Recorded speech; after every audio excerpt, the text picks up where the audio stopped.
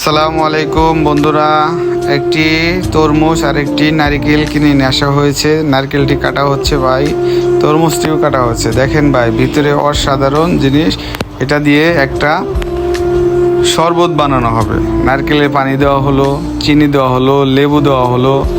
এখন এটাকে ব্লেন্ডার করা হবে। ব্লেন্ডার করা শেষ, এখন আবার এইটায় রাখা হচ্ছে, আইস দেওয়া হচ্ছে।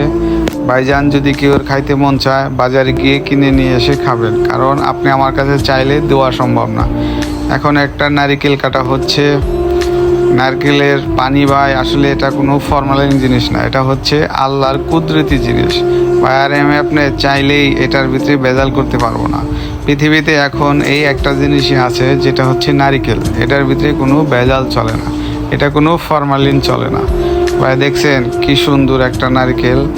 দেখেন এটার ভিতরে কত পানি, আল্লাহ কীভাবে এটার ভিতরে পানি ঢুকিয়ে দিয়েছে। দেখছেন, আল্লাহ বলে যে জিনিস সৃষ্টি হয়ে যায় অমনি সৃষ্টি হয়ে যায়। কি সুন্দর অসাধারণ জিনিস। নারিকেলটা কত সুন্দর, দেখছেন দেখছেন এত পানি, আল্লাহ কি মিষ্টি এই পানিগুলো। দেখছেন একটা মরুভূমির ভিতরে একটা বাঙ্গি। এই বাঙ্গিটা সবার এলাকায় পাওয়া যায় না, এটা সিরাজগঞ্জ ডিস্ট্রিক্টে বেশিরভাগ পাওয়া যায়। এটাকে বলে পূর্ব বাঙ্গি। এটার বাহিরটা অনেক হলুদ, কিন্তু ভিতরটা সাদা সাদা। বাঙ্গি তো পাকলে ফাটে, কিন্তু এই বাঙ্গিটা ফাটে না। এটা এরকমই হয়, দেখতে একটা মিষ্টি লাউয়ের মতো, কিন্তু বাঙ্গি। এটা আমাদের দেশে বলে বাঙ্গি, কেউ কেউ বলে পূর্ব বাঙ্গি, কিন্তু এটা খাইতে অসাধারণ। বাঙ্গির একটা ফ্লেভার সেই রকম। এখন আর একটা নারিকেল কাটা হচ্ছে। এটার ভিতরেও আল্লাহ অনেক পানি দিয়েছে। দেখতে ছোট হলে কি বলতো, কিন্তু এটার যে মাল ওইটা বড়, অনেক পানি আছে এটার ভিতরে।